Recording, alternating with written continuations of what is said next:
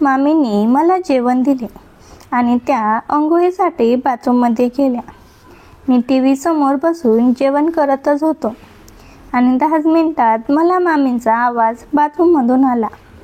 त्या मला म्हणाल्या, अरे छोटे, मेरे कपडे मैं टेबल पर ही भूल गई, वो थोड़ा लाके मुझे दे दो, नहीं तो देर हो जाएगी मुझे.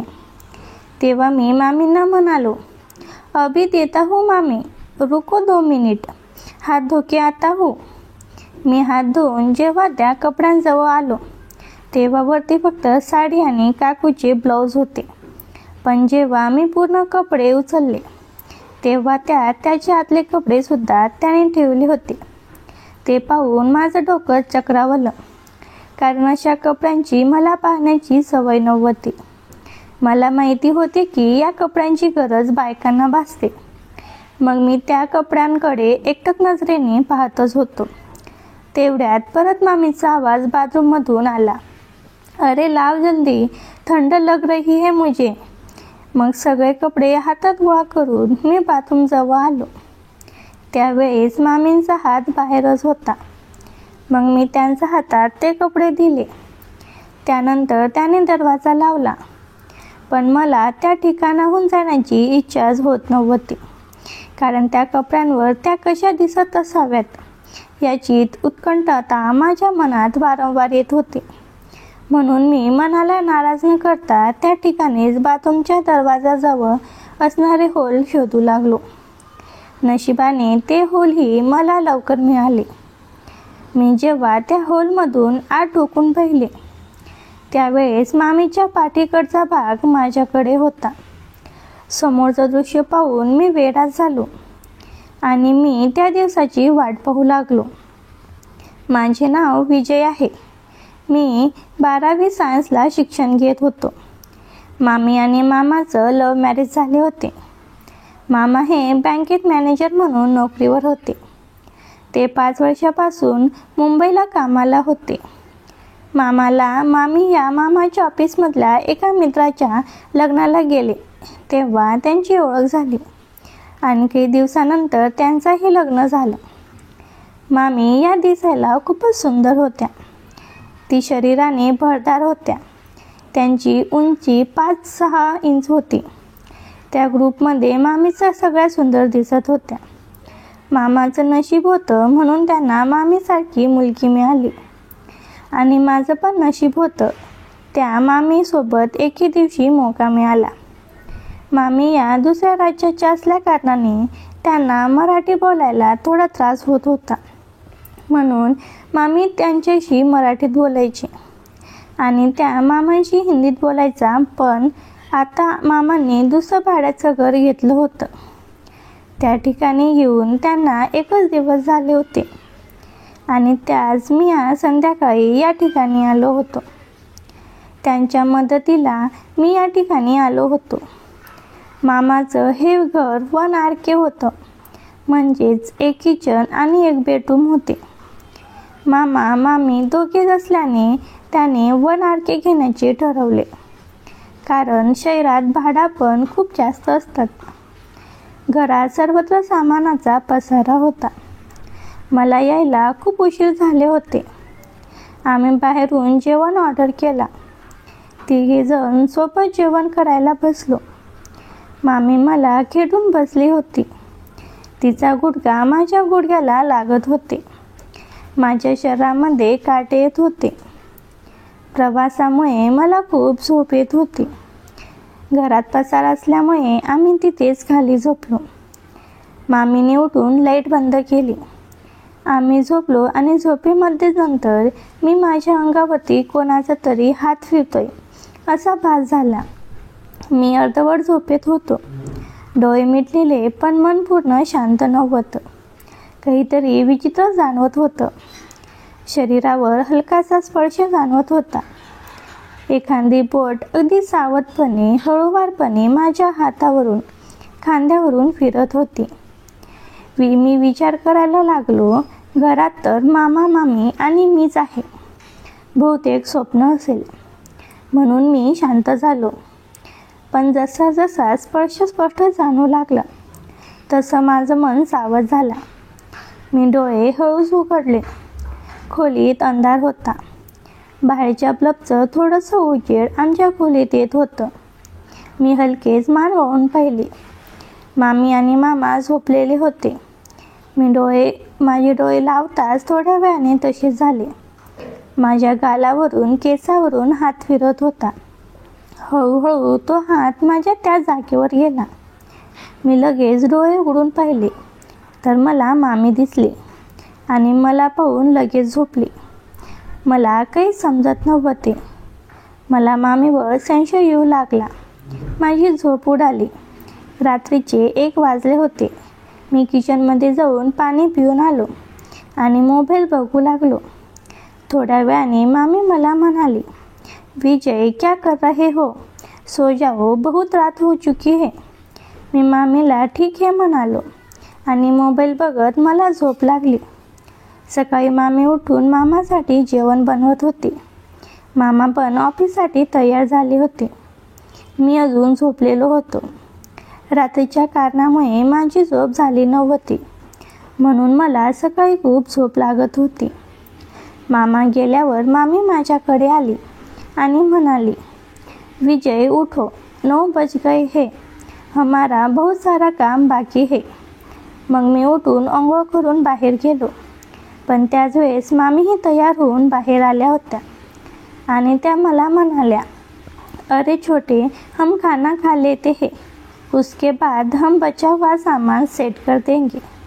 मामी स्वभावाला अगदी मनमोकळ्या होत्या. मी 10वीत असतानाच मामा आणि मामीचे लग्न झाले होते. त्यानंतर मी मामा मामीच्या घरी 1 वर्ष राहिलो होतो. तेव्हा मामी गावाकडे होत्या. तेव्हा त्याचं आणि माझं फार छान जमायचं नाही. आम्ही दोघेही एखाद्या मित्रमैत्रिणीसारखे एकमेकांशी वागायचो. माझा बोलण्याचा त्यांना कधीच राग यायचा नाही. जशी मामी पहिल्या दिसत होत्या, आज पण मामीमध्ये काहीच बदल झाला नव्हता. आता मामाच्या लग्नाला 4 वर्ष झाली. ती अजूनही मामीला मूलबाळ झाली नव्हती. त्यासाठी ती भरपूर उपवास करत होती. तरी पण काही फरक पडत नव्हता. आज मी जे मामीचे दृश्य बाथरूममधून पाहिले, त्याचाच विचार मी मागच्या अर्ध्या तासापासून करत होतो. कारण मला अशी फिलिंग्स मामीबद्दल कधीही झाली नव्हती. मग मी आता वयानेही खूप मोठा झालो होतो. मामी माझ्यासमोरच जेवणाला बसली होती आणि तिने खूप बारीक जाळीदार गाऊन घातला होता. जेव्हा जेव्हा ती जेवणासाठी हात उचलत होती, तेव्हा तेव्हा तिच्या हाताचा गॅपमधून तिच्या आतल्या पट्ट्या स्पष्ट दिसत होत्या. ते पाहिल्यामुळे माझ्या मनात वेगळेच आग व तरंग निर्माण होऊ लागली होती. आता मामाचे जेवण झाले होते आणि त्या डायरेक्ट किचनमध्ये गेल्या. तेव्हा त्याने मला आवाज दिला. मग त्या मला म्हणाल्या, जो बड़ा सामान है ना, वो छोटे उसे पहले रख देते हैं, बाद में छोटे छोटे सामान को यही रख देते हैं. मी हाईटने उंच असल्याने मला स्टूलची गरज नव्हती. मामी माझ्या हातात मोठे मोठे डबे देत होती आणि ते मी व्यवस्थितपणे वर ठेवत होतो. पण मी जेव्हा उभा होतो त्यावेळेस मामी या खाली बसलेल्या होत्या. वरून त्यांची त्यातले कापडासारखे लागणारे मला स्पष्ट दिसत होते. माझी नजर वारंवार त्या ठिकाणी जात होती. असं वाटत होते की आताच त्यांना माझ्या 2 हातांनी हळूवार स्पर्श करावा. मी पाणी पिण्यासाठी खाली उतरलो. तेव्हा मामी स्टूलवरती चढली आणि मी तिला डबा देण्यासाठी खाली वाकलो. तर मला जे काही दिसले ते मी तुम्हाला शब्दातही सांगू शकत नाही. मला तर तिथेच खूप काही करायचं विचार मनात यायला लागले.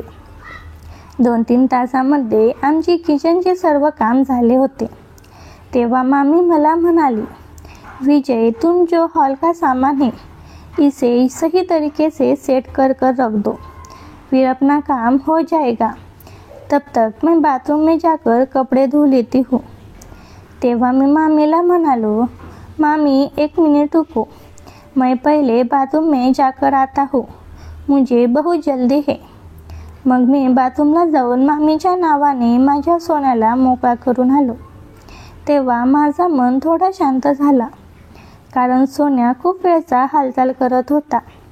पण मला आता त्या दिवसाची वाट बघायची होती.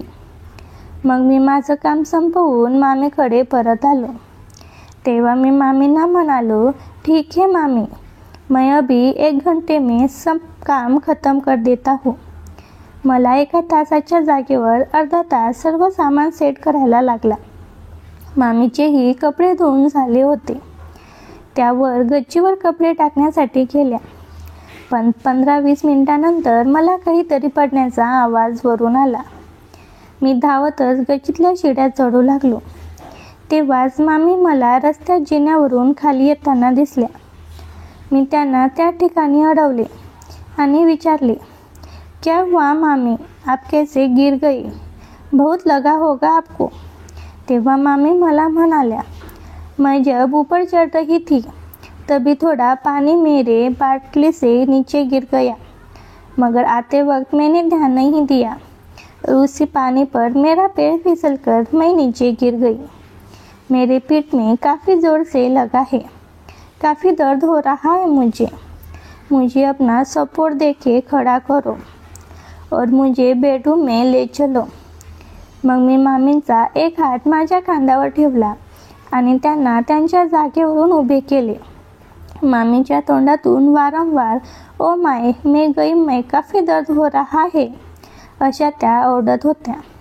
मग मी मामींना म्हणालो, धीरज रखो मामी जी, मैं आपको अस्पताल ले चलता हूँ, नहीं तो मामा को फ़ोन कर देता हूँ, वह आपको अस्पताल ले जाएंगे.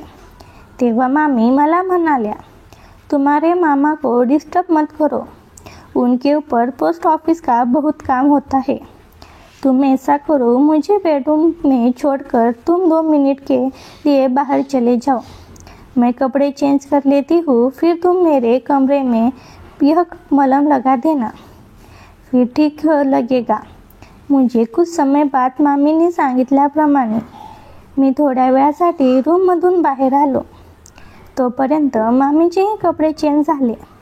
त्यानंतर त्याने 5 मिनिटात मला आवाज दिला आणि बेडरूममध्ये बोलावले.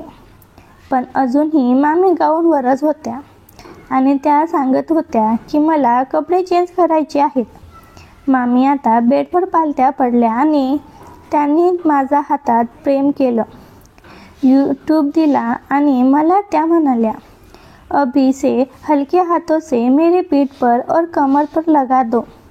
मग मी मामींच्या हातातून तो पेन किलर ट्यूब घेतला आणि स्वतःचीच विचार करू लागलो की मामींच्या गाऊन मी कोणत्या हिशोबाने वर करू. पण माझ्याच प्रश्नांना मामीने काही न बोलता उत्तर दिले. त्यांनी हळूहळू आपला गाऊन वर केला आणि तेव्हा मला कळाले की त्यांनी आत लॅगिन्स घातली आहे. पण मामींच्या पाठीशी सुंदरता पाहून माझं डोकं चक्रावलं होतं. मामींची सुंदरता मी आतून तर बाथरूमच्या दाराचा होलमधून तर पाहिली होती, पण एवढ्या जवळून जेव्हा मला पाहण्याचं भाग्य लाभले तेव्हा माझ्या डोक्यात वेगवेगळेच विचार टाकून बदल येऊ लागले. मी 10 मिनिटापर्यंत काही न करता तसाच मामींच्या पाठीकडे पाहत होतो. तेव्हा मामी मला म्हणाल्या, अरे विजय, नहीं लगाओगे क्या, रात को लगाओगे. तेव्हा मी मामींना म्हणालो, मगर मुझे तुम्हारे पीठ पर हाथ रखने का मन नहीं कर रहा है, दिल में डर लग रहा है. तेव्हा मामी मला म्हणाल्या, अरे पगले, मैं तुम्हारी मामी हूँ, कोई दूसरी औरत नहीं. मैं तुम्हें कह रही हूँ तुम लगाओ.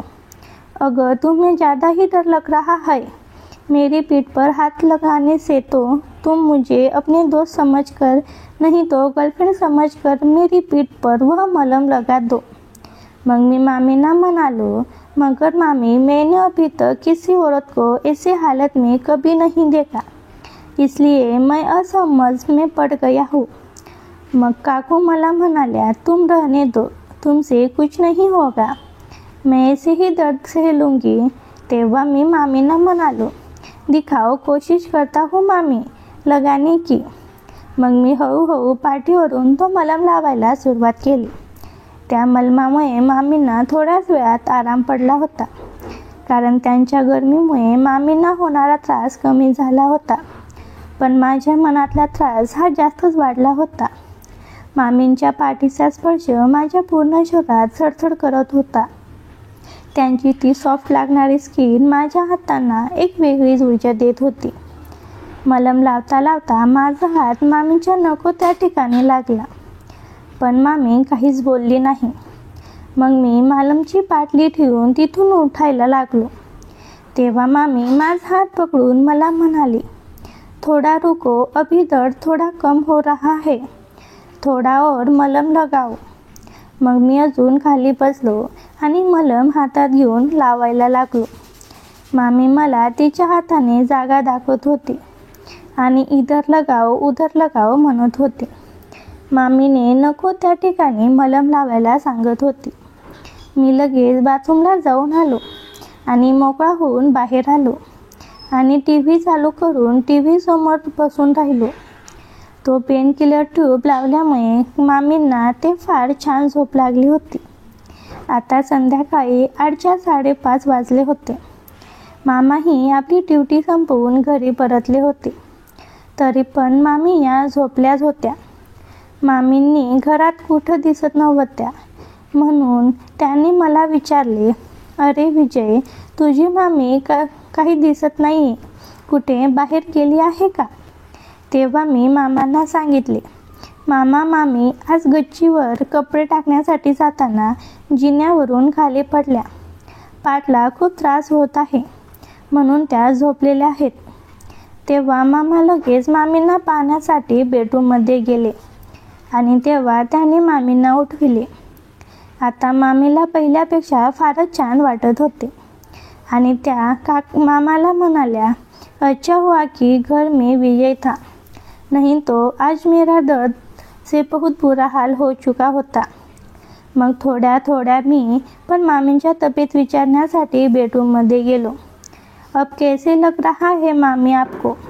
तेव्हा मामीने मला त्यांच्याजवळ बोलावले आणि त्या मला म्हणाल्या, अभी काफी अच्छा लग रहा है.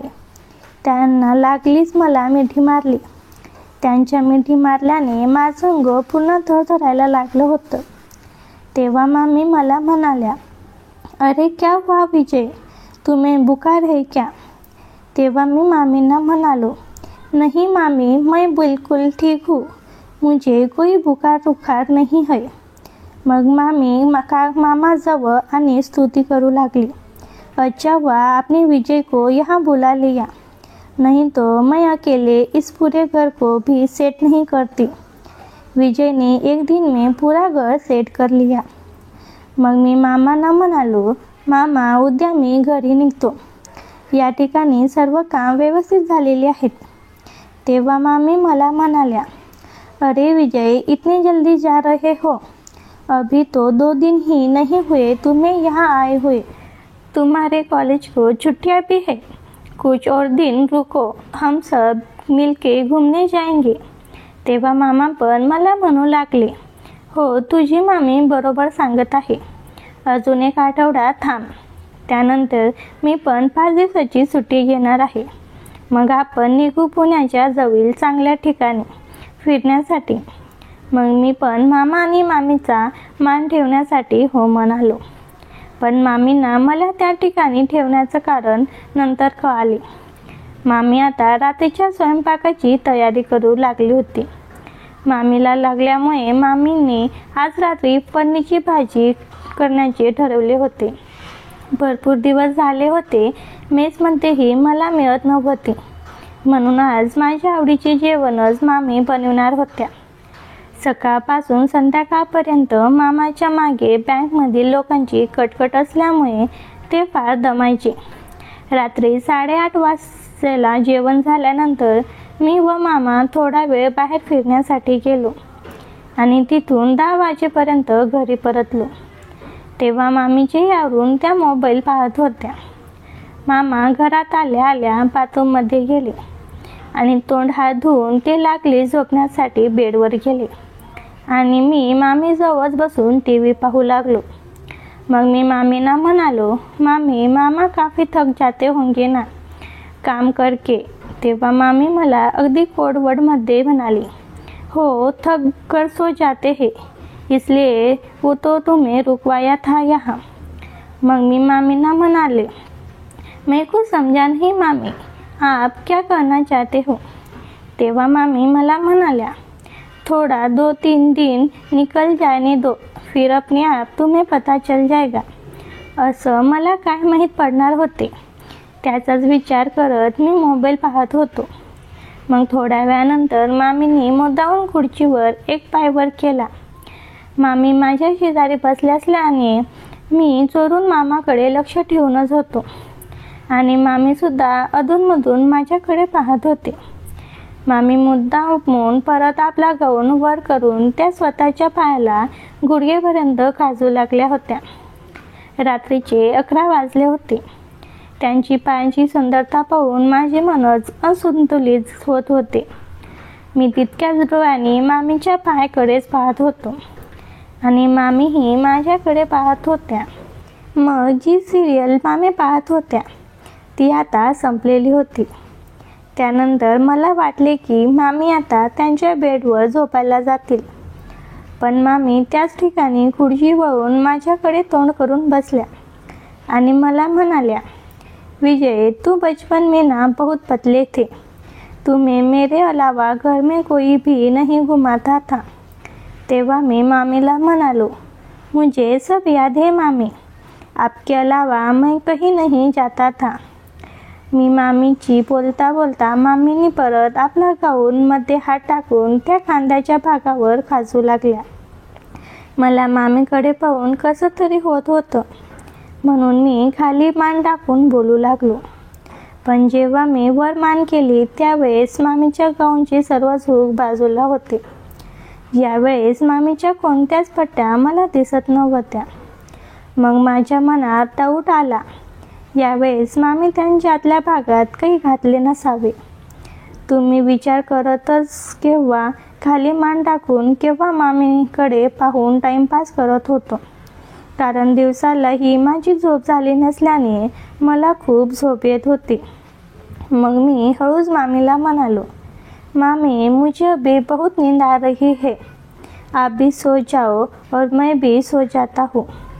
तेव्हा मामी मला म्हणाल्या, ठीक आहे, आज काफ़ी देर थक गए होंगे, मैं तुम्हारे लिए यहाँ गादी डाल देती हूँ, तुम सो जाओ.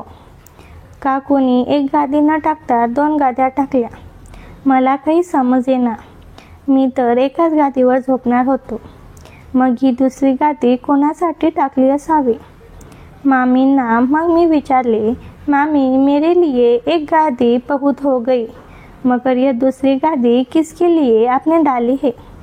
तेव्हा मामी मला म्हणाल्या, अरे विजय, किसके लिए मतलब मेरे लिए, हम दोनों ही नीचे सोएंगे, क्योंकि तुम्हारे मामा तो अब तक सपना देख रहे होंगे.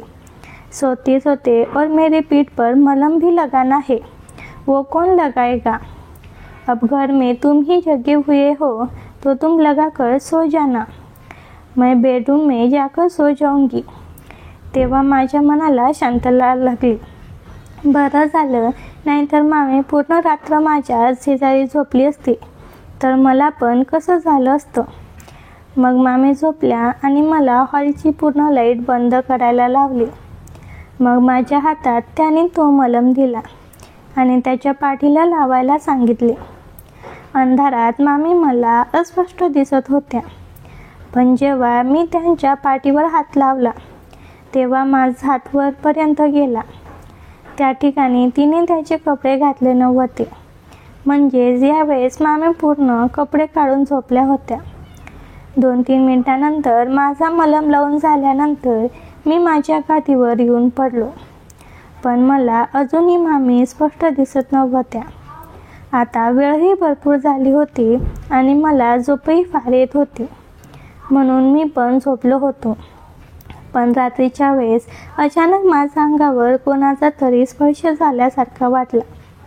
मला वाटले मामी त्यांच्या बेडरूममध्ये झोपण्यासाठी गेले असाव्यात.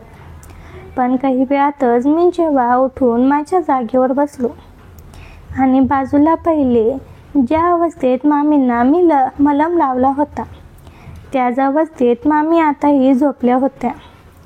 मग मी मामींना पाहण्यासाठी हळूहळू त्यांच्याजवळ जाऊ लागलो. त्याच वेळेस मामींनी मला घट्ट मिठीत सामावून घेतले. मला फारच भीती वाटू लागली आणि थंड घामही सुटायला लागला होता. मी मामींपासून लांब झालो. मला फार विचित्र वाटत होतं. मामी माझ्यासोबत असं का करत आहे हे विचार करून आणि मामी त्यांच्या बेडरूममध्ये का नाही गेल्या झोपायला. मी काही वेळापर्यंत माझ्या गादीवर न झोपता खुर्चीवर बसून राहिलो. मग थोड्याच वेळात मामी उठल्या आणि त्यांनी त्यांची गादी गोळा केली. मग मी त्यांच्या बेडरूममध्ये गेल्या आणि त्या परत माझ्या जागेवर येऊन झोपलो. रात्री उशिरा झोपल्यामुळे सकाळी माझे डोळे उशिराने उघडले. मी जेव्हा उठलो होतो त्यावेळेस मामाही आपल्या ड्युटीसाठी निघाले होते आणि मी इकडे तिकडे पाहून मामीला शोधत होतो, पण मामी मला काही घरात दिसत नव्हत्या. मग थोड्याच वेळात मला जिन्यावरून खाली कोणीतरी उतरतानाचा आवाज आला. मी परत माझ्या गादीवर झोपण्याचे नाटक करून चादर अंगावर टाकून झोपून राहिलो. तेव्हा मामी माझ्याजवळ येऊन मला म्हणाल्या, अरे उठो विजय, बहुत देर हो गई, इतना सोओगे. मग मी जेव्हा चादर तोंडावरून साईडला केली तेव्हा माझ्यासमोर मामी उभ्या होत्या. मामींनी जो गाऊन रात्री घातला होता आताही तोच गाऊन घातला होता. त्यामुळे मला कळाले होते की अजूनही मामींची अंघोळ बाकी होती. मामा सकाळी लवकर ड्युटीवर जात असल्या कारणाने मामी सकाळचा स्वयंपाक लवकरच बनवत होती. मग मी माझे अंथरूण गोळा करून खुर्चीवर येऊन TV समोर बसलो आणि तेव्हाच मामींनी आपले कपडे परत माझ्यासमोर टेबलावर ठेवले आणि त्या अंघोळीसाठी गेल्या.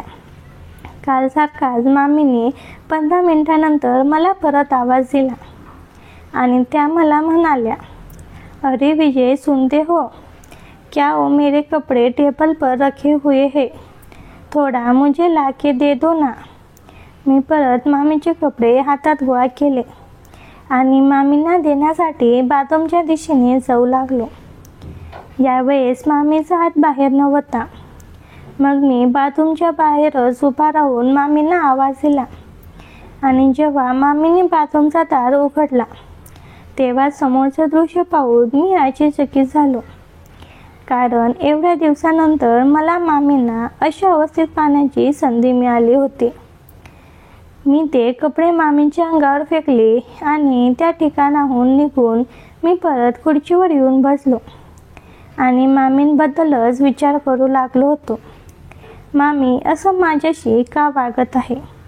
या अगोदर त्यांनी माझ्यासोबत अशी कधीच केली नव्हते.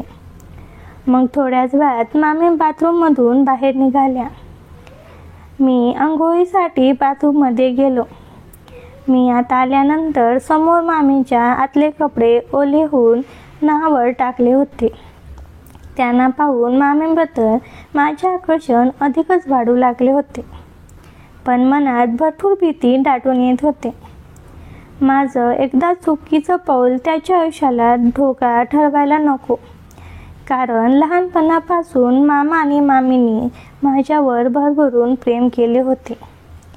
मग मी अंघोळ करून बाहेर आलो तेव्हा मामी या किचनमध्ये होत्या. मी तयार होऊन हॉलमध्ये येऊन परत खुर्चीवर येऊन बसलो आणि मी माझा मोबाईल पाहू लागलो. यावेळेस मामीने फारच सुंदर काळ्या रंगाचा गाऊन घातला होता.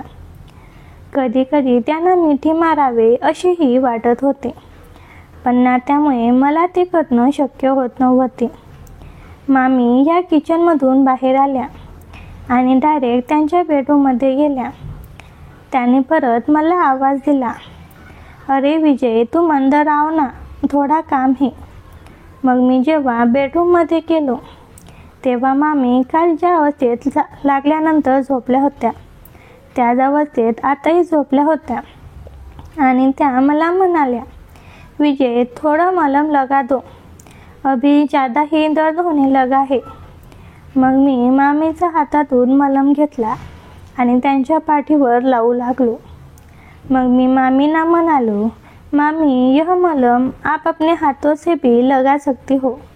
मुझे अच्छा नहीं लगता आपकी पीठ पर ऐसे बार बार लगाना, उससे मुझे अलगदही फीलिंग आती है।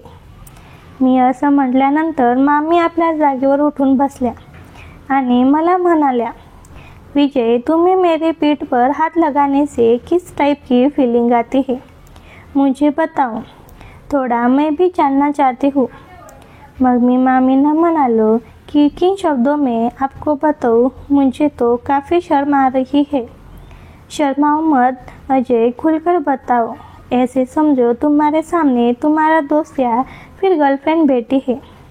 मग मी मामींना म्हणाले, अब मैं बड़ा हो चुका हूँ मामी, ऐसे काम मुझसे मत करवाया करो आप, मामा से ही लगा लिया करो।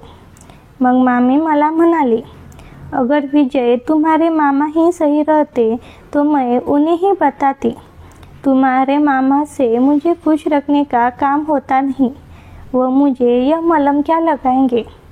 आज 5 साल हो गए हमारी शादी को, मगर एक बार भी मामा ने मेरे साथ स्वागत वाला प्यार नहीं किया। मैं तरस जाती हूँ ऐसा प्यार पाने के लिए। यह तो मेरी मजबूरी है कि मैं उनके साथ समय बिता रही हूँ। अगर मेरी जगह दूसरी औरत होती तो कब की तुम्हारे मामा को छोड़कर चली जाती। मैं मेरे घर वापस नहीं जा सकती, क्योंकि घर वालों से झगड़ा कर ही मैंने तुम्हारे मामा से शादी की थी, और शादी के 15 दिन बाद मुझे पता चल गया था कि तुम्हारे मामा एक बहुत बड़े नपुंसक आदमी है। उनकी ज़िंदगी में अपनी बीबी को खुश रखने का काम होगा नहीं, यह डॉक्टर भी बता चुके हैं। उनकी वजह से मैं नहीं माँ बन सकती हूँ। तुम आने से पहले जब तुम्हारे मामा ड्यूटी पर जाते थे, तब मैं दरवाज़ा के सामने खड़ी होकर एक हर आदमी को प्यार भरी नज़रों से देखती रहती थी, कोई और मुझे मिल जाए और मुझे ज़िंदगी भर खुश रखे। मगर दिल में डर होने की वजह से वह काम मैं नहीं कर पा रही थी। अगर ऐसा काम करते हुए मुझे किसी ने पकड़ लिया तो बदनामी भी बहुत ज़्यादा होगी। फिर जब तुम हमारी मदद करने के लिए यहाँ आए तो पहली नज़र में ही तुम मेरे दिलो दिमाग पर छा गए। फिर मैंने सोचा, अगर घर की दीवार घर में ही गिरी तो उसका आवाज़ ज़्यादा दूर तक नहीं पहुँचता, इसलिए मैं तुम पर अपना प्यार जताने की कोशिश कर रही थी। मगर तुम भी तुम्हारे मामा की तरह ही डरपोक निघले। मग मामीने लागलीच त्यांचा हात माझ्या चेहऱ्यावर फिरवायला। त्यांच्या हाताच्या स्पर्शामुळे माझ्या मनात एक वेगळीच आग लागू झाली। मग मामींनी मला मिठीत घेतले आणि त्या मला म्हणाल्या, विजय, मुझे छोड़कर मत जाओ, यही रहकर तुम अपनी पढ़ाई भी पूरी कर सकते हो और मुझे खुश भी रख सकते हो। मग मामींनी वेळ वाया न घालवता माझ्या ओठांवर ओठ टिकवले। 5-10 मिनिटांनंतर मला मामीची एकटेपणाची भूक समजून गेली आणि मी पण तिच्या गालावरून हळूच हात फिरवला। ती शहारली, तिचे श्वास वेगात वाढायला लागले, तिच्या गळाचा खालचा भाग खाली वर होऊ लागला। मी लगेच तिच्या ओठांवर ताबा घेतला आणि तिच्या ओठांचं चुंबन घेऊ लागलो। तिने डोळे बंद केले। आता मामीसुद्धा मला प्रतिसाद देऊ लागली। एका हाताने तिची सुंदर तिच्या गालावरून हळूच हात फिरवला। ती शहारली, तिचे श्वास वेगात वाढायला लागले, तिच्या गळाचा खालचा भाग खाली वर होऊ लागला। मी लगेच तिच्या ओठावर ताबा घेतला आणि तिच्या ओठाचं चुंबन घेऊ लागलो। मामीने डोळे बंद केले। आता मामीसुद्धा मला प्रतिसाद देऊ लागली। मामीला खूप दिवसापासून हे सर्व मिळणार होते, म्हणून ती अधिकच शहारत होती। मी तिच्या मानेवर किस करायला लागलो। एका हाताने तुझी सुंदर व्यक्तिमत्वाला स्पर्श करू लागलो। ती प्रभावित होऊन चोबो करायला लागली। हा खेळ 10 मिनिट चालला। मामी आता रंगात आली होती। ती उत्तेजित होण्यास सुरुवात झाली होती। मी तिला किस करत तिचे आधार मोकळे केले। ते मोकळे होताच माझ्यासमोर स्वर्गाचे 2 डोंगर उभे झाले। आता ते माझ्यासमोर स्पष्ट होते जे आठवून मी कित्येक वेळा हतबल झालो होतो. मी हळूहळू त्यांना स्पर्श करायला लागलो. मामी सळसळत होती. तिचे आवाज येत होते. ती सुसकाटे टाकीत होती. मी अधिकच वेगात स्पर्श करत होतो. माझ्या हरकतीने ती आता प्रचंड प्रभावात झाली होती. ती जोरजोरात श्वास घेत होती. माझेही पुरुषी अस्तित्व खूप दाटून आले होते. मी तिच्या खालून हात घालून गादी वरती आडवी केली आणि परत तिचे सुंदर व्यक्तिमत्व हाताळायला लागलो. ती उसळ जोरजोरात श्वास घेत होती. ती खूप उत्साहित झाली होती. ती पण फुल रंगात आली होती. मी सांगितल्याप्रमाणे तिने पोझिशन घेतली. मी तिचे राहिलेले कपडे बाजूला केले. आता माझ्यासमोर तिचे उघडे पडले होते आणि ती सुंदर नाजूक चाफेकळी मला अधिक चांगली आकर्षित करत होती. मी लगेच अस्तित्व मोकळे करत तिच्यावरती ठेवून कचकन स्वारी केली. तशी मामी किंचाळली. तिच्या डोळ्यातून पाणी आले. मी तिच्याकडे लक्ष दिलं नाही. तिने मला उचकावलं होतं. त्याच्या बदल्यात मी अधिक प्रभाव टाकला. मामी ओरडली. मग मी तिच्या व्यक्तिमत्वाला हाताळायला तिला किस करत शांतातील गोष्टी केलं. ती शांत झाली. मग हळूहळू मी हालचाल करू लागलो. तशी मामी आनंदाने डोळे मिटू लागली. ते सुंदर क्षण ती आता अनुभवून सुखावून जाऊ लागली होती. मी आता तिचा तळ गाठू लागलो. तशी ती मादक सुसकाटे टाकायला लागली. माझी एक लयीत हालचाल होत होती आणि ती स्वर्गीय क्षण साठवत होती. ती माझ्या अस्तित्वाचा पुरेपूर आनंद घेत होती. मामी म्हणाली, क्या रे आपकी ताकत, आप में तो आपके मामा से 4 गुना ज़्यादा ताकत है. सच में दुनिया जैसी दिखती है वैसी नहीं है. मुझे आज समझ में आ गया. मी म्हणालो, तुम्हाला अजून पाहायचं आहे का? असे म्हणून मी तिच्या जीवनात जास्तच प्रभाव टाकायला लागलो आणि ती वेडावून गेली.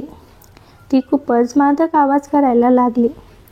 मीही खूप चवटाळून तिच्या जीवनाचा तळ गाठत राहिलो. मला पण नाताचा काही भान राहिला नव्हता, कारण मला एक अप्रतिम सुख मिळत होतं. तिच्या चेहऱ्यावरचे भाव सारखे आनंदाने बदलत होते. माझ्या चेहऱ्यावर घामाचे दवबिंदू साचू लागले होते, पण मी सारखा हालचाल करत होतो आणि त्या स्वर्गीय चाफेकळीचा आनंद घेत होतो. ती नुसती मादक सुसकाटे टाकून त्या सुंदर क्षणाचा आनंद घेत होती. तिचा चेहरा आनंदाने उजळून निघाला होता. माझे अस्तित्व ती तिच्या सुंदर जीवनात अनुभवत या क्षणाचा पुरेपूर आनंद घेत होती. ती मध्येच डोळे मिटून बोलत होती, अरे काय सुख देतोस रे, तू तर छोटा पॉकेट बडा धमाका निघालास. ती मराठीत बोलली. मग मी अधिकच हालचाल करत आनंद घेत होतो. शेवटी मामी त्या उत्कृष्ट सुंदर क्षणापर्यंत येऊन पोचली. ती आवाज करत पकड घट्ट करून आसके देऊ लागली. तिच्या चेहऱ्यावर एक प्रकारचे समाधान पसरले होते. ती आनंदात दिसत होती. तिच्या चेहऱ्यावरचे भाव बदलत हळूहळू तिची पकड मजबूत होत गेली आणि ती शांत झाली. मी इकडे तिचा पूर्ण ताबा घेतला होता आणि हालचाल वाढवत होतो. काही वेळातच मला स्वर्गात पोचल्यासारखं वाटू लागलं. ते उत्कृष्ट क्षण जवळ येत माझा बाण सुटला आणि मी तिच्या जीवनात आनंदाचे रंग उडवू लागलो. मला स्वर्गात तरंगत असल्यासारखं वाटू लागलं. डोकं एकदम हलकं हलकं वाटू लागलं. मनावरचं दडपण दूर होऊन एक प्रकारचं समाधान आणि सुख वाटत होतं. मामीच्या चेहऱ्यावर अमानिक सुख आणि आनंद झळकत होता. ती शांत होऊन स्मित करत होती. तिने माझ्या केसावरून प्रेमाने हात फिरवला आणि म्हणाली, खरंच विजय, आज मला तू जीवनातलं अप्रतिम सुख दिलं आहेस. असं सुख आणि समाधान मला आजपर्यंत मिळालं नाही. मी आनंदाने खुश होत म्हणालो, तुझ्यासारखी सुंदर मामी असल्यावर मलाही आता कसलीच फिकीर नाही. आज मला माझ्या भावना मोकळ्या करून खूप आनंद झाला. खरंच तुझ्यासारखी मामी असणं म्हणजे खूप भाग्य लागतं. खरंच मामी, मी खूप भाग्यवान आहे की मला तुझ्यासारखी मामी मिळाली. मग मामा ऑफिसला गेल्यावर मी आणि मामी रोज, पण काही दिवसानंतर मामीला दिवस गेले आणि मामाला हे माहीत झाले.